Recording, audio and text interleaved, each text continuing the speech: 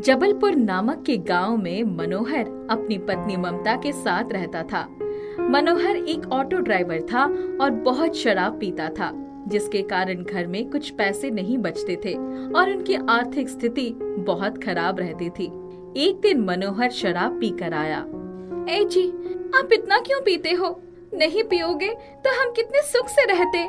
चुप कर अभागिनी, जब से तेरे साथ शादी हुई है ना मुझे कोई सुख मिला है और ना ही कोई बच्चा। ममता ये सुनकर चुपचाप वहाँ से हट जाती है। वो मन में सोचती है कि इनकी ऐसी हालत में इनसे कुछ बात करना भी बेकार है।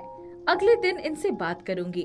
अगले दिन जब वो होश में आया तो ममता बोली, तुमसे शादी करके जिंदगी तो मेरी बर्बाद हो गई है और बोलते तुम हो। जिंदगी मेरी बर्बाद हो गई है। शादी को 7 साल हो गए और तुमने एक बच्चा तक नहीं दिया और मुझे बोलती हो। फिर ममता भी गुस्से में उस पर जोर से चिल्लाती है। ये सुनकर मनोहर ममता को एक थप्पड़ मार देता है। फिर ऐसे ही दोनों में झगड़ा बढ़ जाता है और मनोहर गुस्से में ममता को बहुत मारता है और काम पर चला जाता है। हे भगवान, ये किस जन्म का बदला ले रहे हो जो ऐसा पति दिया? पति का सुख न मिला, कम से कम बच्चे का तो सुख दे दो भगवान। फिर कुछ ही दिनों बाद ममता पेट से होती है। फिर उसमें भी एक दिन मनोहर पी कर आता है और ममता को बहुत मारता है और गुस्से में अपने काम पर चला जाता है। वो नशे में गाड़ी चला रहा होता है, इसलिए उसका एक्सीडेंट हो जाता है और तुरंत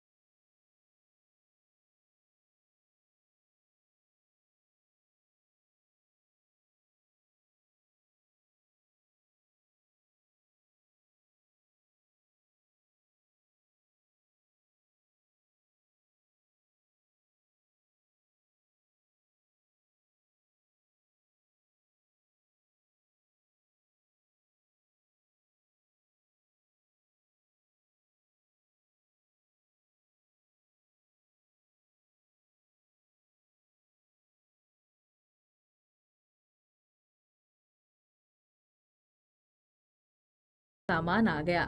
जब ममता बाहर आई और उसने देखा सारे खाने के सामान, तो उसने सोचा कि काकी दे गई है। भगवान, बहुत धन्यवाद जो तुमने विमला काकी को मेरी मदद के लिए भेजा। वो इतनी सारी खाने की चीजें दे गई।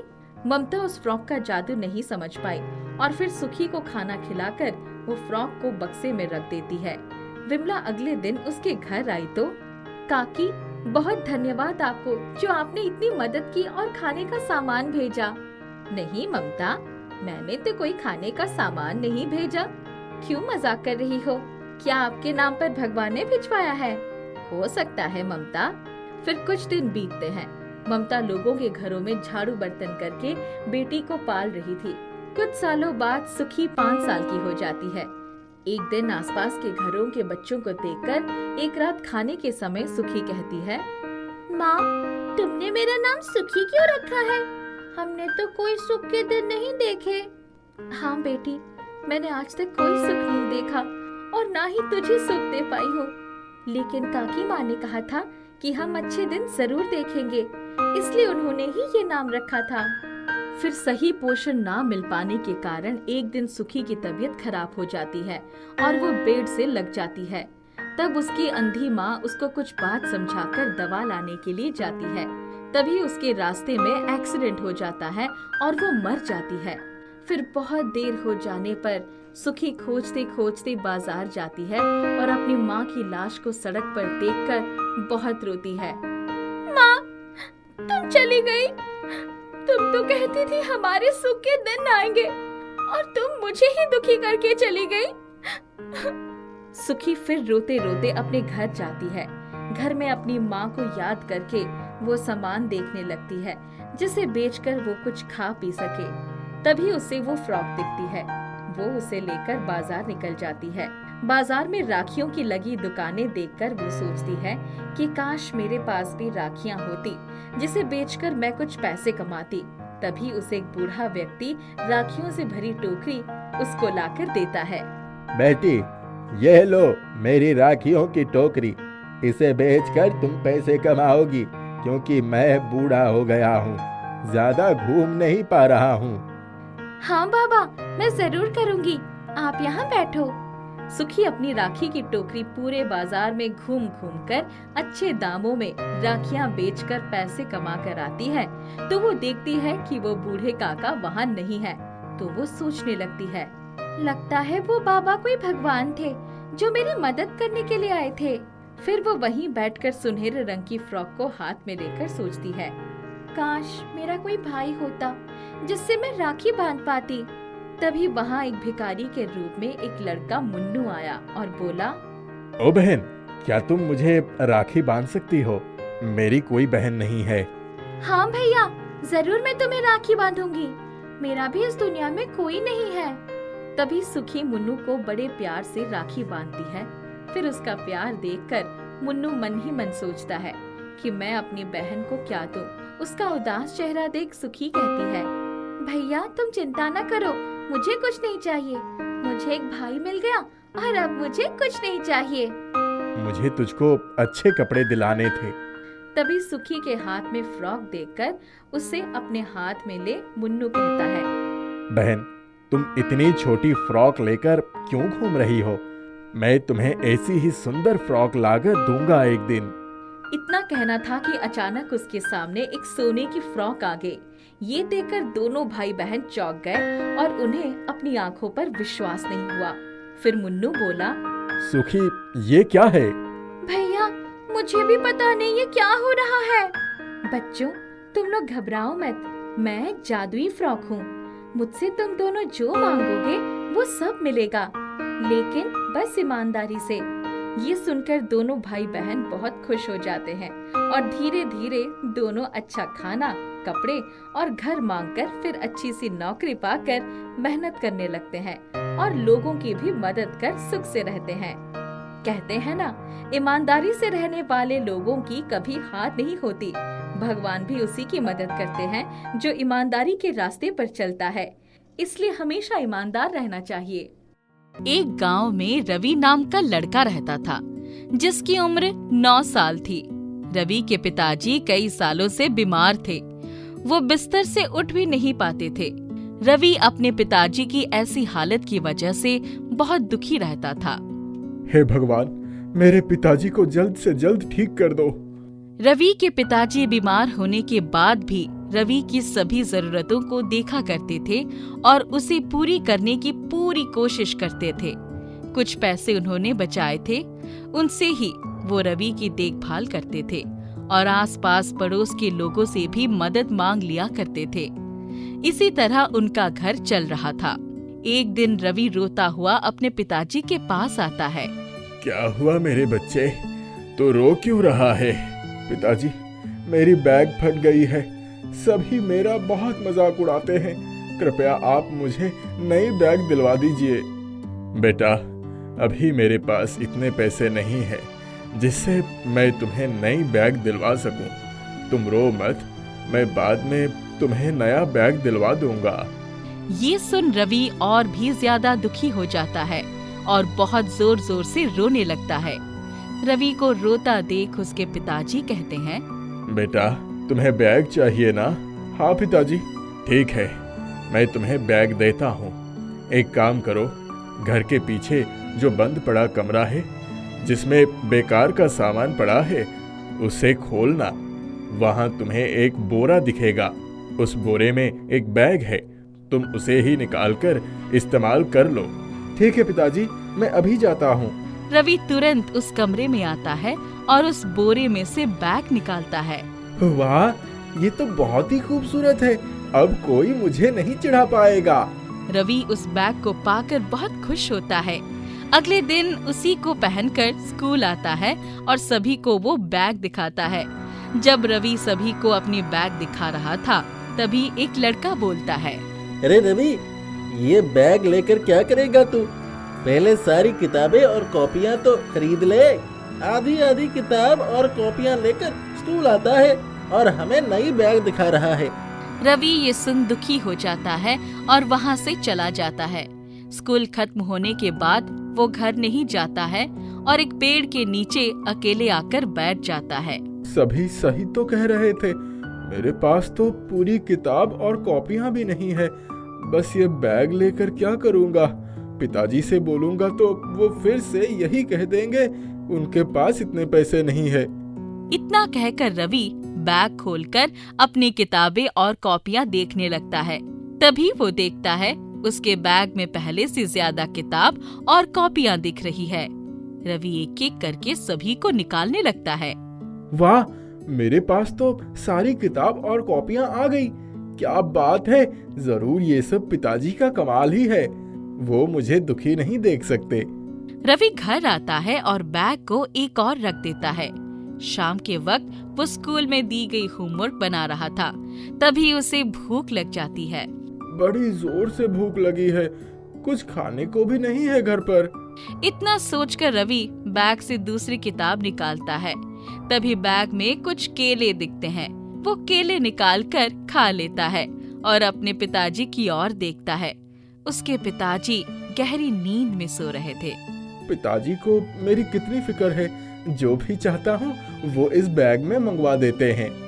यही सोचकर रवि उस बैग का इस्तेमाल करने लगता है। जब भी उसे कुछ चाहिए होता था, वो मांगता और बैग के अंदर देखता तो उसे वो चीज मिल जाती थी।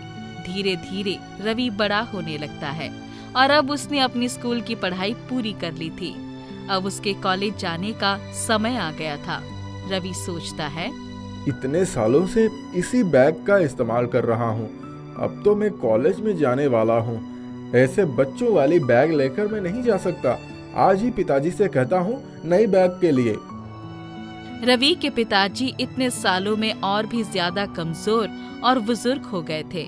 पिताजी, मुझे नई बैग चाहिए कॉलेज जाने के लिए। मैं बच्चों वाली बैग लेकर कॉलेज नहीं जाऊंगा। बेटा, तू तो जानता ही है घर की हालत क्या है। मेरे पास पैसे नहीं बचे हैं जिससे मैं तुझे नई बैग दिलवा सकूं। ये सुन रवि बहुत गुस्सा हो जाता है और गुस्से में रवि वो बैग नीचे फेंक देता है। जैसे ही रवि वो बैग नीचे फेंकता है, वो बैग कॉलेज स्प्रिंग बैग में बदल जाता है और रवि से कहता है, रवि, तुम्हें पता है, मैंने बचपन से लेकर आज तक तुम्हारा साथ दिया है। मैं जादुई बैग हूँ। जब जब तुम्हें कुछ चाहिए था, मैंने ही तुम्हें दिया और आज तुम मुझे ही इस तरह फेंक रहे हो। ये सुन रवि हैरान रह जाता है और कहता है, क्या सच में तुम जादुई बैग हो? मगर तुमने मेरी मदद क्यों की? तुम्हारे पिताजी ने कुछ अच्छे कर्म किए थे, जिस वजह से मैं तुम्हारी मदद कर रहा हूँ। रवि तुरंत उस बैग को उठा लेता है और माफी मांगता है और अपने पास रख लेता है। उसे ही लेकर कॉलेज जाता है। कॉलेज जाने के बाद रवि जादुई बैग से बहुत नई नई चीजों की मांग करने लगता है। वो नई बाइक ले लेता है और नए महंगे कपड़े मंगवा लेता है और जादुई बैग का दुरुपयोग करने में लग जाता है। बचपन में जब रवि को ये नहीं पता था कि वो बैग जादुई बैग है, तब वो उसका सही इस्तेमाल करता था। लेकिन जैसे ही रवि को ये बात पता चली कि ये जादुई बैग है, उसने उसका दुरुपयोग करना शुरू कर दिया। कुछ साल बीत जाते हैं। रवि कॉलेज पूरा करके काम पर जाना शुरू कर देता है। धीरे धीरे जादुई बैग के दुरुपयोग होने के कारण उसकी सारी जादुई शक्तियाँ खत्म हो जाती है। जादुई बैग का जादू तो काम ही नहीं कर रहा है। ऐसा लग रहा है पिताजी ने इसकी जादुई शक्ति छीन ली है। मैं अभी उनसे बात करता हूँ। वो बैग लेकर पिताजी के पास आता है और उनके सामने फेंक देता है। पिताजी, ये जादुई बैग बहुत गंदी है। कुछ सामान मैंने इससे मांगी, उसके बाद से ये मुझे कुछ भी नहीं दे रही है। तुमने क्या क्या मांगा था? मैंने तो बस बाइक, महंगे कपड़े, बढ़िया बढ़िया खाने पीने की चीजें, थोड़े पैसे दोस्तों के साथ घूमने के लिए, बस इतना ही मांगा था। यही तुम्हारी गलती है। तुम्हें पता है, बहुत पुण्य के बाद ये बैग किसी को भी मिलता है। कई सालों पहले की बात है, जब मेरा धंधा था बैग बेचने का, तब एक दिन मैं ट्रेन से सफर कर रहा था। उसी वक्त एक और बैग व्यापारी अपना सामान लेकर ट्रेन में आ रहा था। उस वक्त कुछ लुटेरे उस बैग व्यापारी के पीछे पड़े थे और उस पर हमला करने आ रहे थे।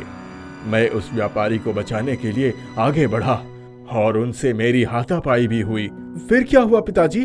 व्यापारी के सामान को बचाने के लिए मैं बैग से भरी बोरी को अपने हाथ में लेकर उनसे लड़ाई करने लगा।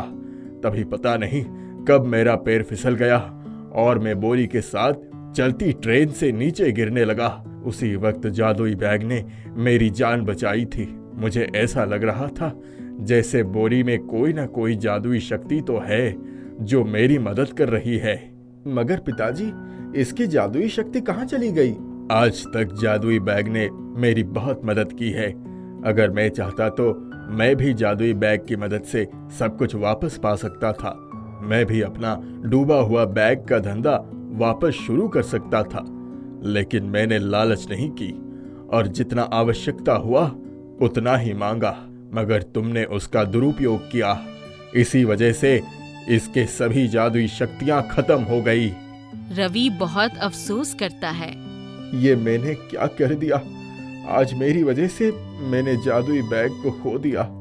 पिताजी, मुझे मेरी गलती का एहसास हो गया। मुझे माफ कर दीजिए, मैं सब समझ गया हूँ। ज्यादा लालच करना बहुत गलत बात होता है। अब से मैं भी लालच नहीं करूँगा और अपना काम लगन से करूँगा।